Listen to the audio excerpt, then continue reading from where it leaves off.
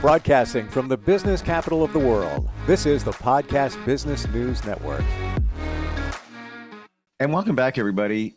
She brings so much insight, understanding to this thing that we all deal with at some point in our life, and that thing is grieving. And today we're going to look at something called impermanence. What happens when life changes? Life is always evolving. Changes are going to take place. How do you roll with the changes, especially while you're grieving? And you could be grieving for something, somebody passed or a situation actually that goes back decades. And then sometimes it comes up. She's got a great organization that supports people who are grieving. Julie Ehlers is back with us. How you doing today? Really well. I'm enjoying the beautiful morning and watching, the flowers that are blooming that I've planted recently and blue skies and warm mornings. So it's really nice where I'm at. And I know that some people have had a warmer spring across the country, but we haven't where I'm at. And so it's beautiful, kind of radiating out there. And I did notice as I was drinking my coffee, I'm noticing that the trees that were in bloom no longer have the blooms on their leaves. Those have gone in the various different storms, windstorms, rainstorms.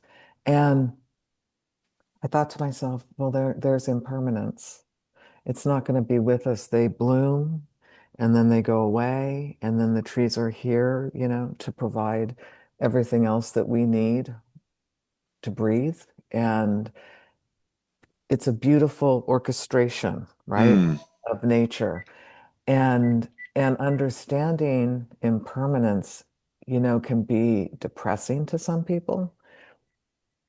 But I think that when we look at it, both intellectually, emotionally, and spiritually, we can find the beauty in the impermanence. I don't know if you've noticed, but everything in life from, a job ending and a new one starting, or having your kids over and then they leave, there's an impermanence to that. And there could be a sadness to both of those situations, but because you're leaving people.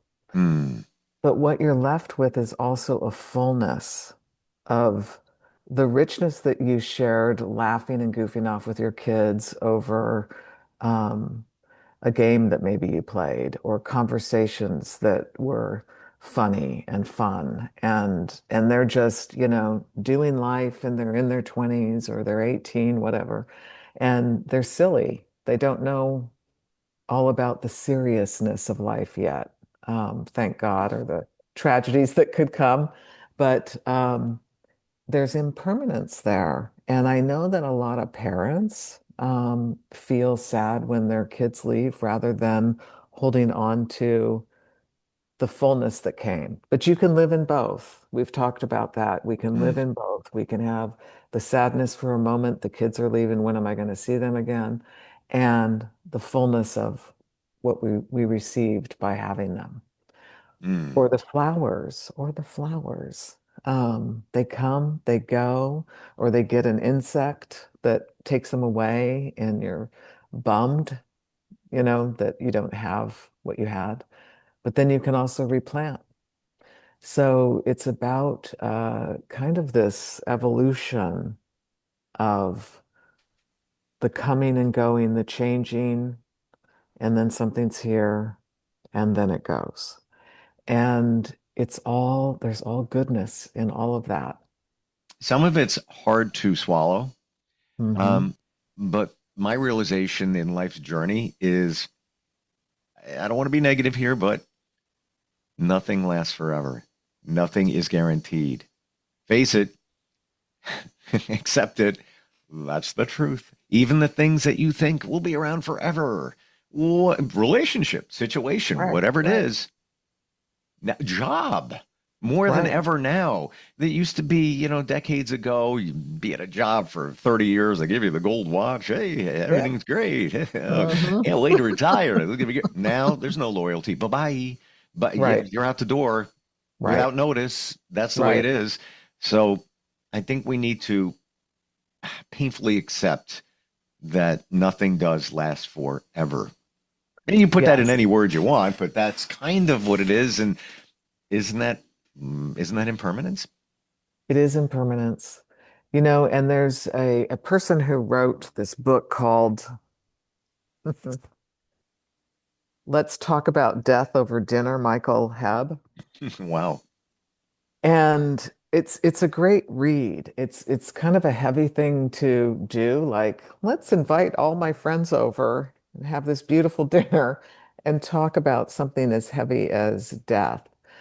But there's a lot that comes out of that. It's the realization of what you just said.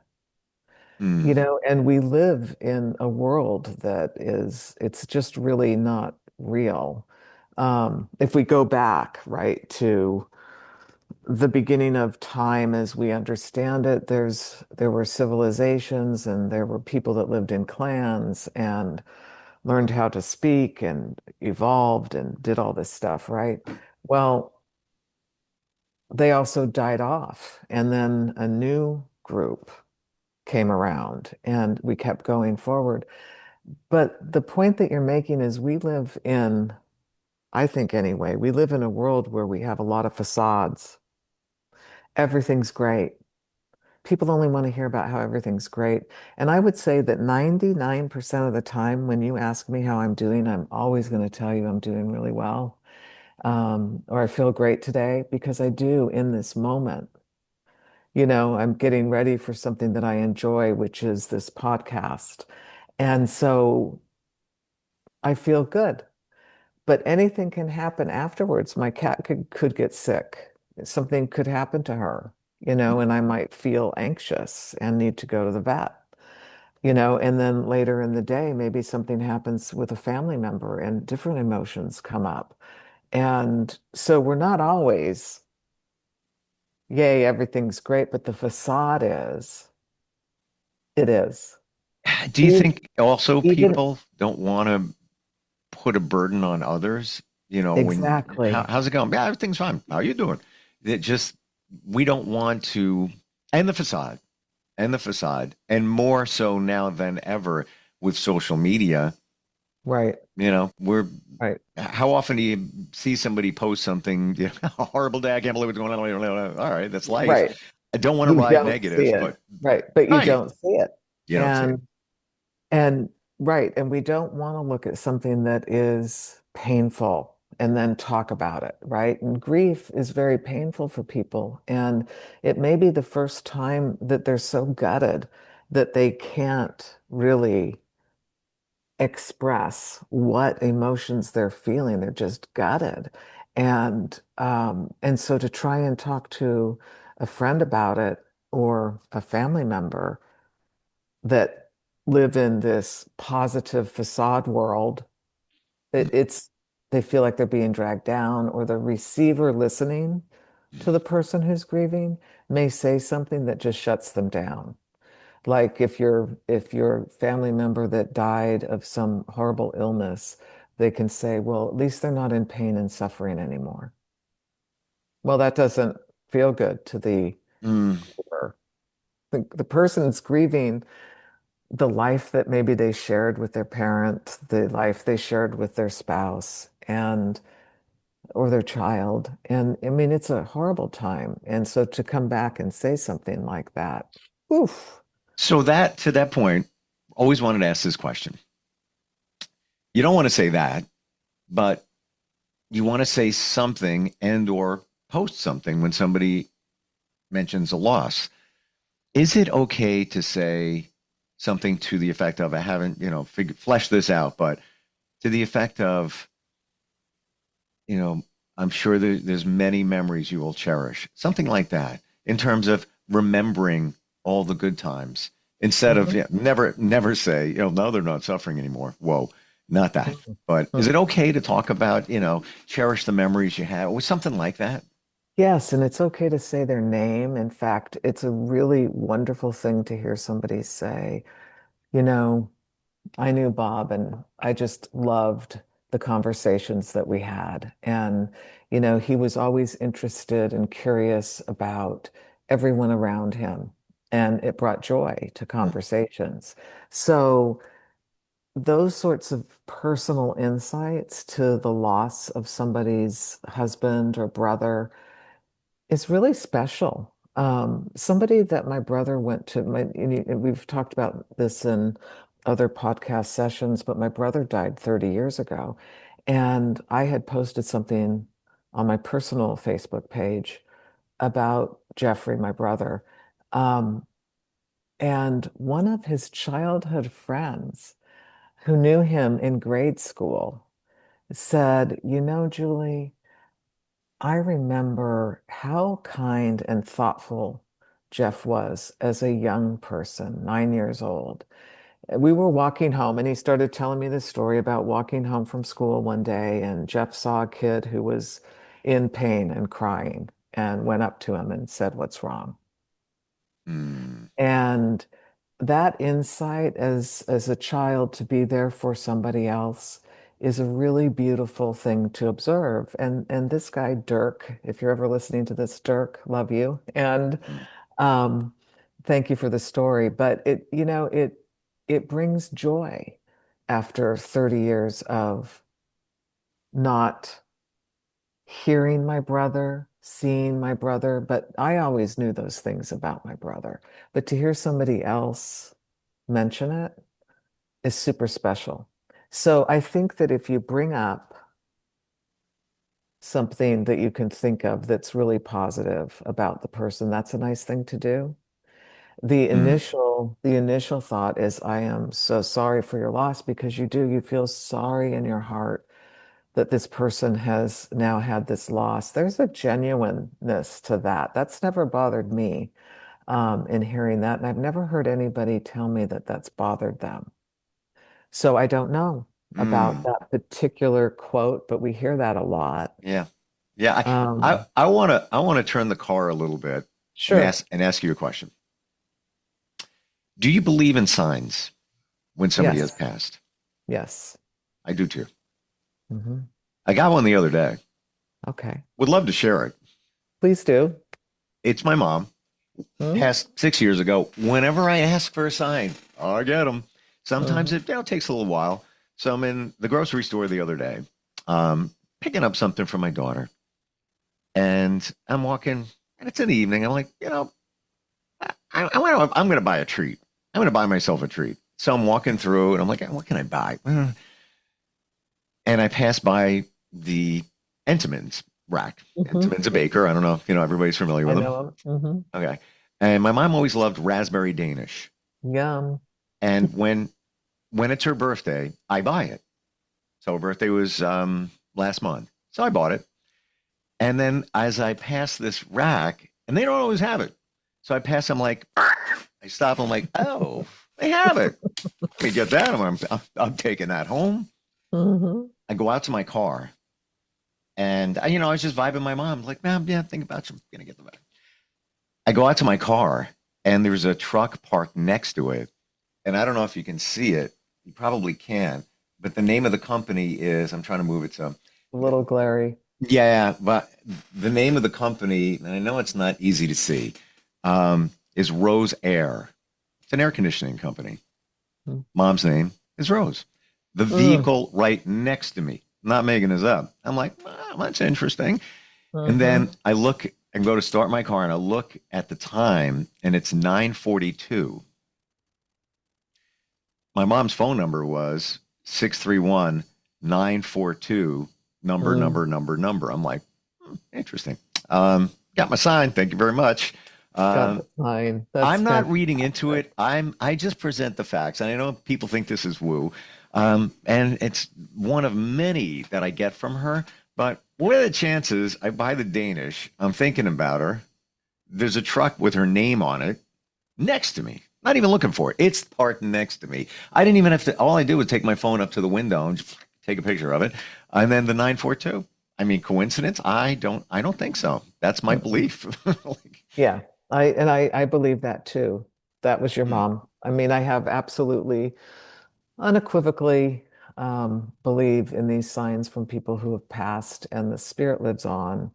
And that is something that I love to reference. And a lot of times, when grievers are in the depths of their first couple of years of grieving, and usually maybe first year for sure, it's hard for them.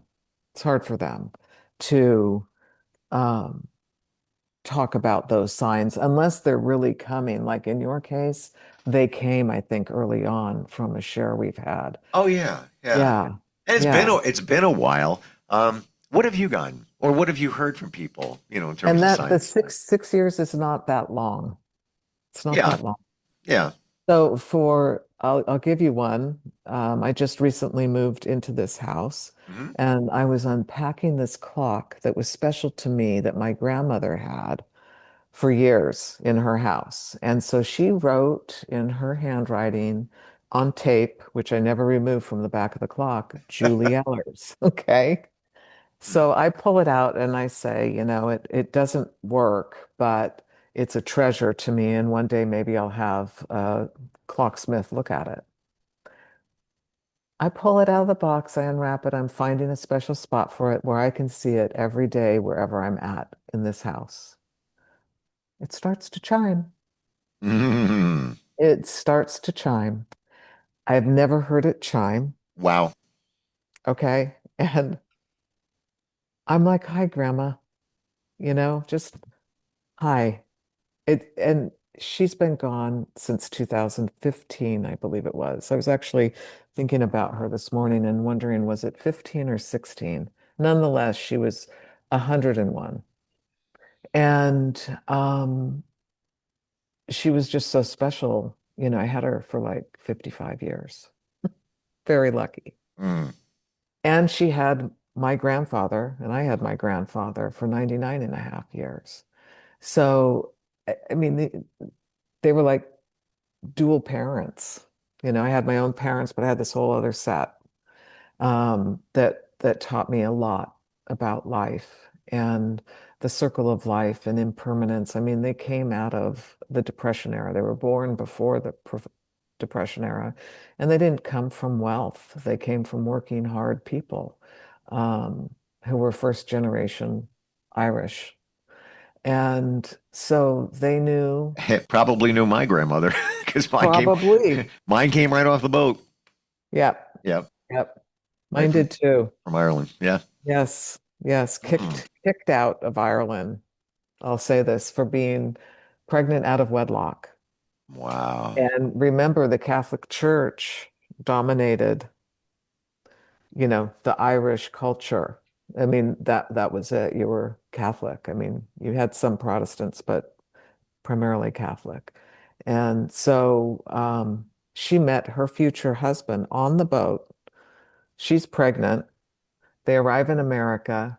They get married and start their whole family. And Edward was the firstborn, which was of my grandmother, and my grandfather who married her accepted him 100% as his own. And then they proceeded to have 10 additional children.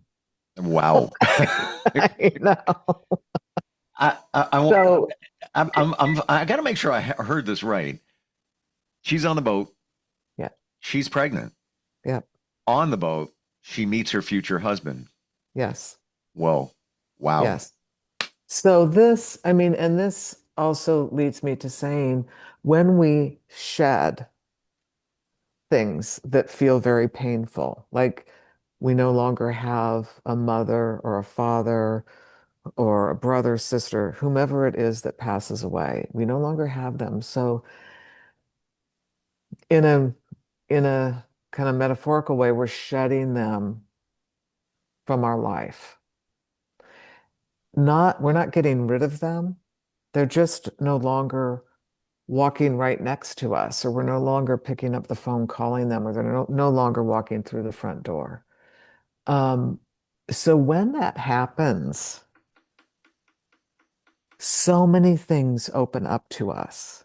We're not aware of that when we're in the depths of grief, but they do open up. Can you imagine Margaret Bridget O'Connor, who was excommunicated from her church and put on a ship to go to America by herself, pregnant?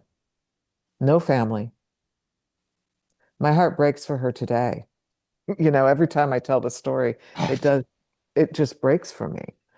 Like alone in this vast ocean, right? And you can imagine the ship she's on, and this is like the 1850s. So, not a great time to be traveling by ship to America, and so many people did it. But she was also one of them and alone. And I just think she was shedding her belief in the Catholic Church. She was shedding her family, grieving, grieving, grieving. And yet she had this child in her belly. And she meets Dennis O'Dwyer. Like, what are the chances? Uh, Uh-huh. I mean, that's, Titanic is why. How about this as a movie? I mean, and I don't want to use this as a cliche, but it's basic and we can move in different directions from it. But Right. it's always been said when one door closes, another one opens, but you have to do it. It's You been, do. You have to walk through that door. I yeah. mean, you have to be able to see things. You have to be able to feel things. And to be able to talk about it, I imagine Margaret talked to Dennis a lot about what happened. And Dennis was a compassionate man and fell in love with her. She fell in love with him, all based on heartfelt conversations. And when we talk about grief one-on-one or in a group or here today, we're talking about having compassion for people who are in a space of suffering. And when we have that, we heal. So I mean, I'm sure it took her some time. It wasn't just an overnight thing of healing once she met Dennis. It went on. They had to establish a life. They had But to he work. was probably also grieving too. He's on that boat. That's He's right. leaving his homeland. That's right. So they had a commonality in this situation. Yes, He they could did. relate, and they were there for each other. We don't know, Yes, how that um, relationship blossomed during the voyage, and how that continued after. But right. sounds like that the angel dropped from the sky. It's true. It's true. And so, and I think that that happens in life, we're here for our friends, who have lost loved ones. Mm. I'm here for people who I talk to and they decide they want to work with me um and I'm their companion in the walk of loss and helping them come out the other side and transform into their new lives.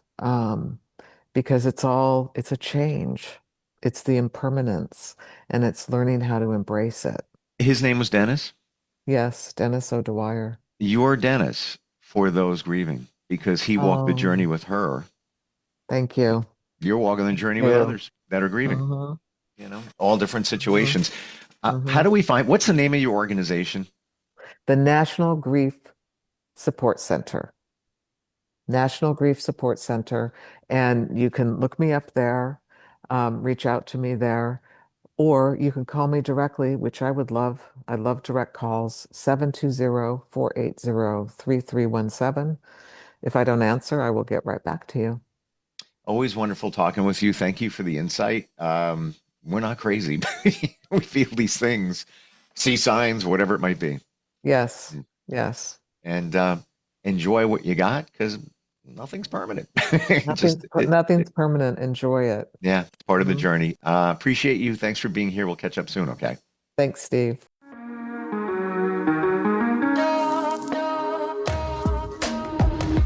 Broadcasting from the business capital of the world, this is the Podcast Business News Network.